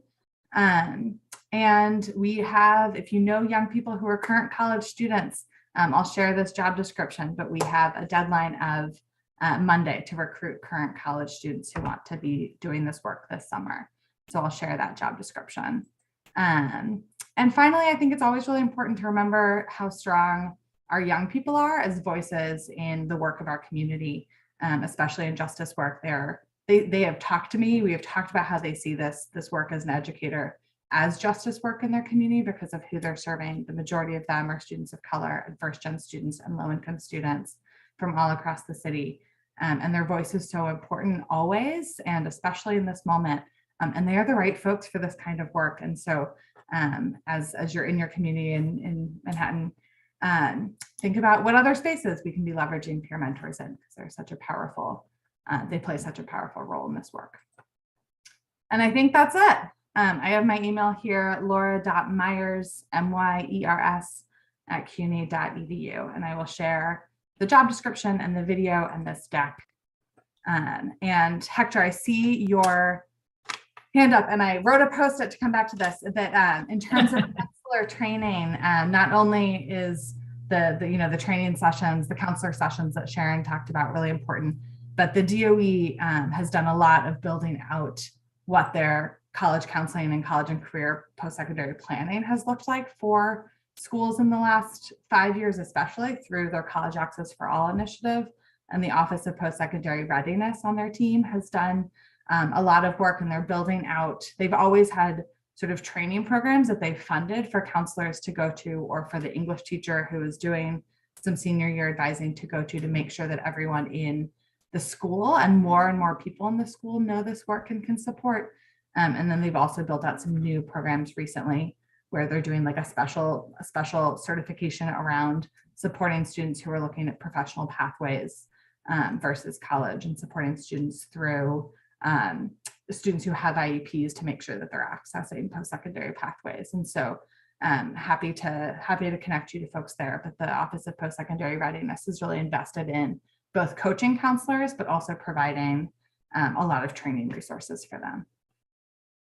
Awesome. Wow. This has been such a great amount of information. That is awesome. Okay, so Hector, over to you. Do you have a specific follow-up question? Yes, I do. I'm glad to hear that this is available. I mean, honestly, when my son was going through all this, a lot of these resources were not, unfortunately. But anyway, long story short, I appreciate that, we have some of the best schools in the country here in New York. And I do understand that the DOE has to, I mean, you're promoting CUNY, but obviously because well, some of the best schools in the country are here, there's a lot of competition to get into these colleges and get the scholarships and get the financial aid. What about the folks that have to, that are offered admissions to SUNY or schools abroad throughout the US? Is there any sort of guidance or advice for stuff like that that you guys have in your umbrella, or do you refer out? I mean, what happens to those folks? Yeah, we do all that support with students, and we sort of use the same training concepts that the DOE uses to talk about finding a strong match and being a match for what your post-secondary plan is. So maybe my match is to look at a certificate program in plumbing, like that might be what I'm really passionate about. So how do I find the thing that I am passionate about as a plan, rather than like going to college because that's what I've been told, but then also doing a match for financial affordability and for academic sort of academic opportunities, and then also success support. So that sort of is the framework that the DOE has really been working on with their counselors, that we use in training our coaches as well. So that if a student is like, I got into SUNY and I got into SUNY Albany and I got into Baruch, where should I go? The coach is not going to tell them where to go. They're going to say, let's talk this through. Let's think about affordability. Let's look at what it costs. Let's look at the uAspire cost calculator to think about what this is going to be. And also, what are the opportunities that it might be worth going to SUNY Albany because they've got a great program and you got into the opportunity support program there of HEOP or EOP, excuse me, the Educational Opportunity Program. And there's going to be great supports for you to persist. And that might be a great opportunity. Or maybe Baruch's the right opportunity. There's great, maybe you want to study business and there's great business programming there, and other support resources on that campus. So really helping the student think through what are the opportunities and how do you weigh it on what you're interested in academically and what your plan is, what support services are available to you, and what is the affordability of that option. And so despite being CUNY employees, we really work to make sure that our coaches are talking openly about what is the best fit and best match for a student. Great, thank you. Do you mind supplying your email again? I'm sorry, I missed it when you put it up there. Laura, it's my first name dot last name at CUNY.edu. So Laura.Myers at CUNY.edu. Right. Yeah. Thanks. Yeah. Leslie, I see your hands up. Yeah, Laura, thank you for the presentation. I have a quick question regarding what has been said, that most of the students are first-time students to colleges. It's, I would think, a very weighty endeavor for the counselor to guide that person as to the direction that they may need to go, seeing their family may not have had that background in X, Y, or Z. How is that managed in terms of direction, for one? And I guess number two, what jobs are now available going forward? In the past, for example, we know that plumbing may be something that somebody may be interested in. We know that certain technologies are no longer being used. We don't know exactly what the future may bring, but we have some idea from an educational perspective. How do you manage that in terms of directing somebody who's a first-time person to college? Yeah, I think that's a great question. And again, I think that, we really want to be sure that we're not making decisions on behalf of students, but really guiding them through what types of opportunities are out there. And so are we looking at labor data to think about what a plumber can make in year one versus your Shake Shack job? And like, maybe let's look at LaGuardia's plumbing. I don't know why I'm picking plumbing, but plumbing program at LaGuardia. And you can get a certificate there and then be on a path to a union job. And that might be what the right fit is for you, or it might be the right fit for you right now. And then in a year or two, come back, do a bachelor's degree or associate's degree. I think one thing we're seeing right now with COVID is if you were in 10th grade when the pandemic hit, your worlds, I mean, all of our worlds were turned upside down, but I think we are seeing more and more that students are questioning sort of what the value of a college degree is, because they don't know what the world's going to look like in 4 years, and they no longer trust that it's going to look like it did 4 years ago in a way that I think others have. And so that's something that is an ongoing conversation that counselors are having, that I know CUNY admissions offices are having, and our coaches are having, to make sure that students know, why there is still a good value proposition for a college degree, and how it can fit into a career path, and and also recognizing that folks are balancing different economic responsibilities at home, especially for many of our first gen and low income students. They're working. And so for a coach who is also maybe working full-time and going to school part-time, we know many of them are doing that, or working part-time and going to school full-time, they can share what the value proposition is for them to be choosing college and choosing the path that they're taking, and what were the conversations with their parents around it. And I think one thing that we've seen, and I've seen this ever since in my career as a college counselor, is that once you have done college counseling, and once you have done the application and done the FAFSA, you are going to be the person in your family that folks come to when they have questions about the FAFSA, the questions about your application. And so we are creating college counselors in all of our coaches, but we're also creating college counselors anytime we support a student to understand how to do it, because then their cousin is going to come to them, and then their sister is going to come to them, and then their neighbor's friend who they met at the birthday party is going to come to them too. And we're seeing this all the time with our coaches being like, oh yeah, I was helping with the FAFSA the other day. And I'm like, not with the student you were, not with the student on your caseload, but that they're really taking this work very seriously. And I think that comes from a place where we're hiring folks who want to be paying it forward in this way as first generation college students. So I don't know that I answered your question directly, Leslie, but that's, I think by being able to talk about their own experience is a really important piece of this. Thank you. Wow. My mind is sort of like, this is a lot of great information and fantastic. Okay, so just, are there any other questions this evening? Seeing none, I'm going to say to each of our speakers on this education issue, yay you for coming so well prepared with these great presentations, and that you're going to share them with us. And thank you for being open to the questions, and thank you for being willing to be open to follow-up emails too and stuff. But this is so important, and this is really great to have. So thank you, thank you, thank you. Thank you all. Thank you for the invitation. Bravo. Really appreciate it. It's a pleasure to meet you. Absolutely. Thank you, guys. All right. And then real quickly, we're just going to switch over as the task force to talk about one last issue,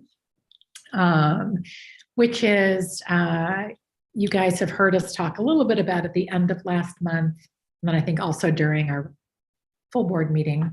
But, there's been discussion about how do we best use the resources of our community board members and our energy to address these issues. And obviously, as we can even see tonight, I mean, we have these great speakers come on important topics, and we just don't have a lot of participation from our community board, right?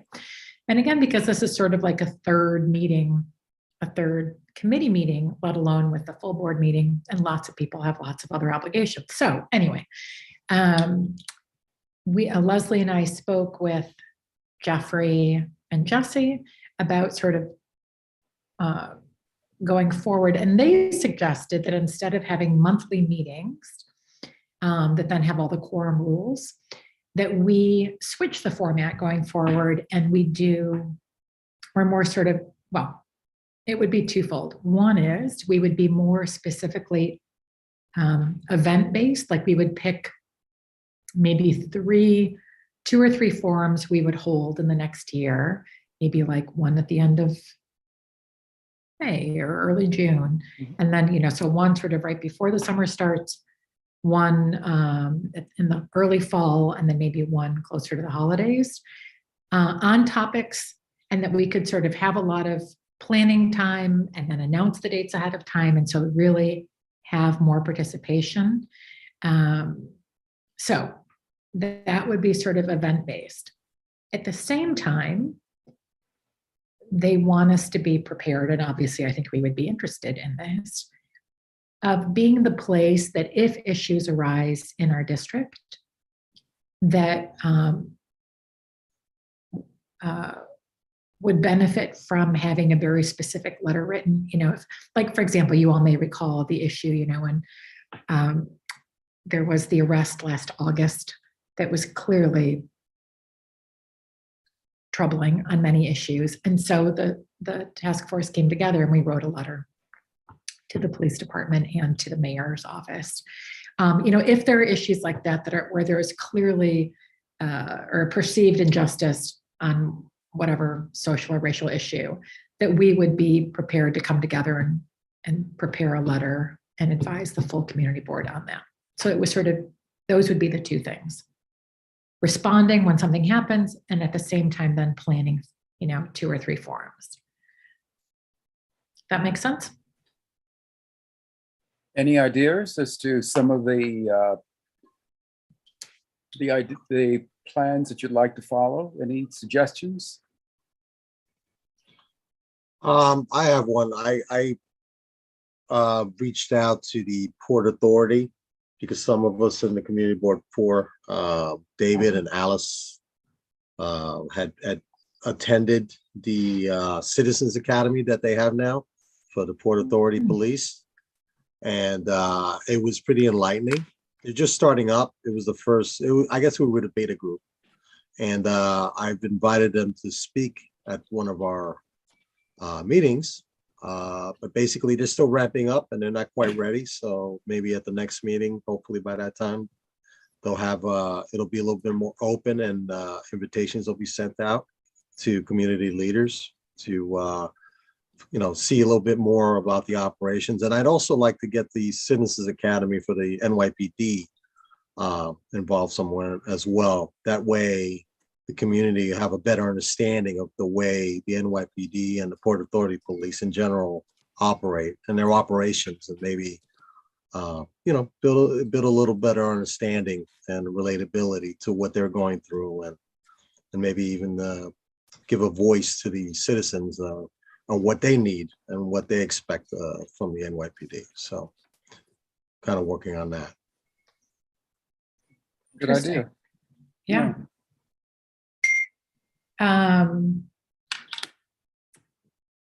I know, one issue that came up a couple times last year, and then I think again this fall at one point, was there was interest in foot patrols by the NYPD, and just frankly getting more interactions with the community, as opposed to being inside a car, but being out in the community. And so there can be more interactions. And then I don't even remember what month it was, but I know Carrie and some others mentioned that there were some issues around schools getting out, and people saying, they so wish that there were more just police officers on the streets when schools are getting out, so that the students felt safer, but also that the students could interact more with the police. So anyway, we've raised this before when we've had some meetings with the police, and it seems that there's quite a bit of resistance. And they say, well, we would need more funding. All the funding we have right now, is used up or is needed, and we need to be able to respond quickly. So we need to be in our cars so we can respond quickly.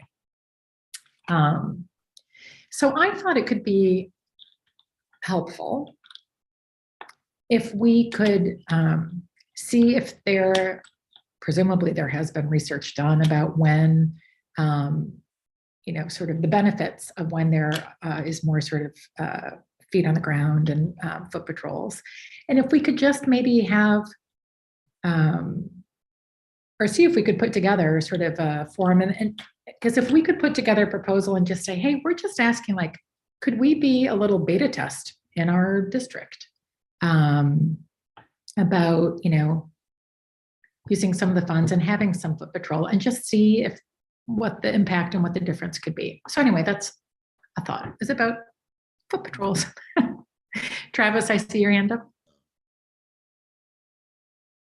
Yeah, I think you partially answered one of my questions when they said they needed more funding to do that, because I don't believe you need more funding to get out of your car and walk the street.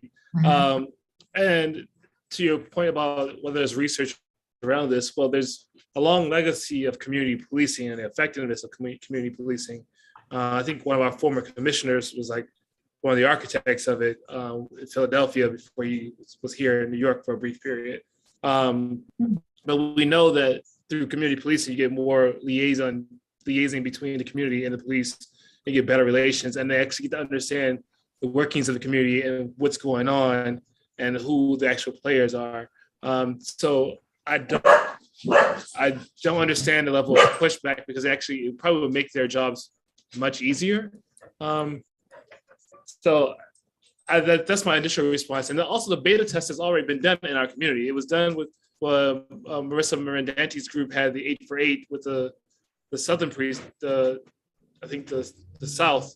They had 8 for 8 hours. They had 8 people walking the streets on 8-hour shifts.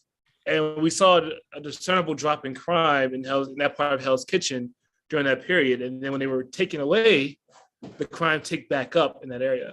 And so we know that it works. That's just my initial response to your statement. Well, I think this comes from the top as well. I mean, if it's the commanders 100%. Of that particular station get their walking orders from somebody above them, then they'll do it. But when we asked before, they said, we can't answer that question. That comes from above us. Yeah, that's my impression, is that we have heard that they're like, well, we can't do it here. And to Leslie's point, I forgot the correct term for it, but the station commander was promoted, and he was responsible for working with Marissa for the 8 for 8. So when he left, that whole plan went away. So the marching orders come from the top down. And so you have buy-in from the people that are in charge to do it. And it happens. And the cops will walk the beat if they're told to walk the beat. They just don't want to, and they can hide behind that excuse. So it sounds like, Travis, that you would be supportive of us having a forum maybe about community policing and seeing what we could put together there. Is that right? Yes, 100%. Hector, I see your hand up. Yeah, I've brought this up at several NYPD command meetings, same issue. And the response has been, in general, the manpower. The NCO program, for instance, they monitor not only just, like, let's say the Fulton houses developments, which is about, and Elliott Chelsea, there's 4 NCO officers assigned to both Elliott Chelsea and Fulton houses. We're talking about 30 buildings, and they're approximately 30 buildings, and they're supposed to do walk-ups to each building.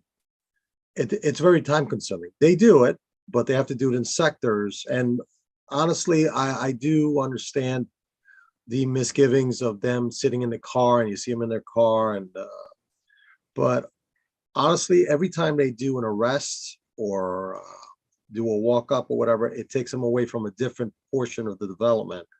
Now, I've proposed to the commissioner, deputy commissioner at a command meeting that Miguel Acevedo, the Fulton Defense Association president, had sponsored about 2 weeks ago, that we'd get at least 4 more additional NCOs to try to cover, to cover more ground.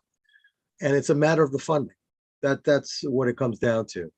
They're open to it. It's just the manpower available to them, from what we've been told. Now, once, for example, once an officer makes an arrest, that takes 2 officers, the 2 NCOs out of the field, and it's passed on to the local 10th precinct or sector car, which is assigned that even covers a larger portion of the community. So you're not going to have those physical officers on the grounds of these developments. And that happens throughout the city, no matter what precinct you're assigned to. And this is a common issue that we're having. It's just manpower when it comes down to it. And also, yeah, we have the occasional officers that just refuse to get out of the cars. And you know, those are the bad actors that have to be pointed out to their commanders. And hopefully, you know, if they continue to do that kind of behavior, they won't be officers much longer.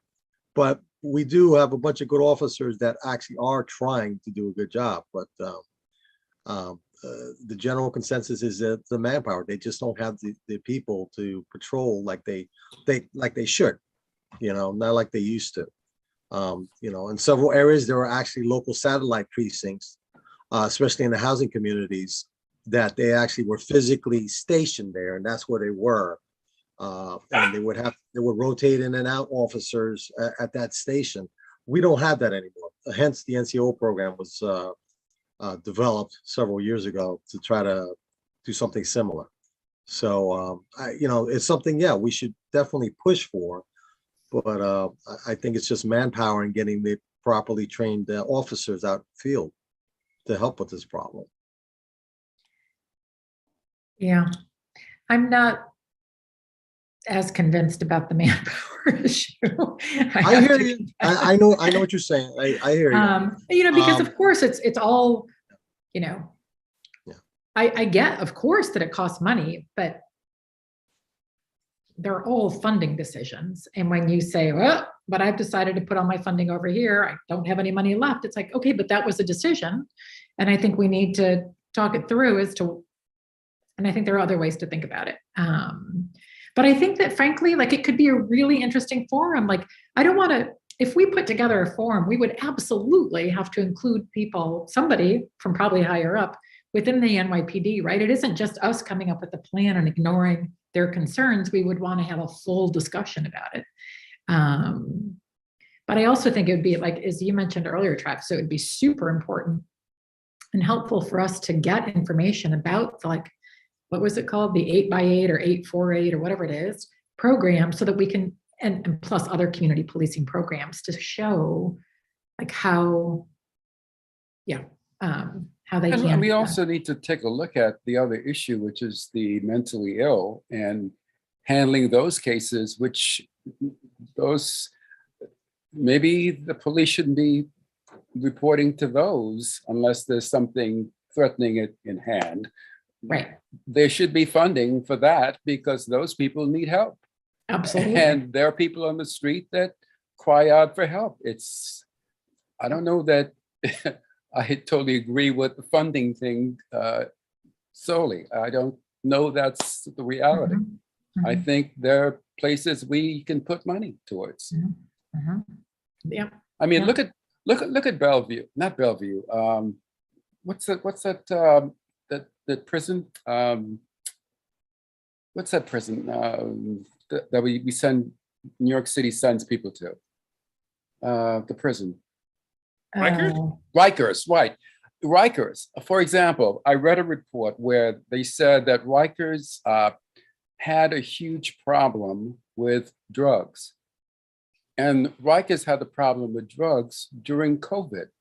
There were no people visiting Rikers. There were no visitors to Rikers. So who brought the drugs in? It's puzzling as to how that happens. Yeah. So, you know, it's things like that you have to look at and say, well, how does that happen? How do prisoners in Rikers get drugs? Mm-hmm. And I saw that the guards wanted to make sure that they had pants that were able to have pockets approved again to come into the prison. That was stopped some years ago. And now they've applied again to have these pants, cargo pants, brought back in that they can wear. It's puzzling. How does that fit with this whole thing? You know, you have to look at the root cause and you have to look at all of the sources of information that's related to these things. Yeah. Tina, I see your hand is up. Yeah. So No, I'm wondering, a lot of the information we're getting about community policing seems to be anecdotal. And I'm wondering if there have been independent studies done Yeah, I on assume there have cost been. and efficacy Mhm. on these programs, as well as, what do the NYPD, what do their unions think about this? I'm curious about that, because I remember when, I think it may have been under Giuliani or Bloomberg, they were saying, yeah, community policing, they're going to walk the beat, just like in the old days, they're going to get to know people, blah, blah, blah, blah. And it's like, yes, that makes sense. This, they should be working with the community of people, not sitting in those cars. I'm sorry. I know it's more taxing to be out in the elements and so forth and so on, and to have that level of change for officers that just aren't used to it is, I imagine there's a lot of pushback. It would just make sense to me. I would feel the same way if I was in a car for 10 years and all of a sudden I'm being told to walk the beat in the rain, the cold, the snow, the heat, that sort of thing. And it's not to say that personally, I don't feel for people that are out in the elements. In this case, it would be the police. But I think if that's going to happen as it should, there needs to be some support for these officers in terms of how do you navigate the elements? How do you navigate? Are you specially trained in terms of walking the beat? They should be trained. And in terms of what Hector was saying, isn't the whole point of policing to stop the bad actors? So if you're stopping the bad actors, but not doing more, walking the beats more, it's a trade-off. You're stopping some bad actors. And I know it's time consuming and all the rest of that. So I wonder if there's a system. Is there a system when, okay, there's an arrest, can another patrol come in and, walk that beat instead of hours being spent by these officers that are trying to, make an arrest. So those are my comments and questions, more sort of questions than anything, because there are programs throughout the country that are working. Are we looking at those programs? Are we analyzing them? Are we seeing if there's efficacy here in New York? How do we adapt them?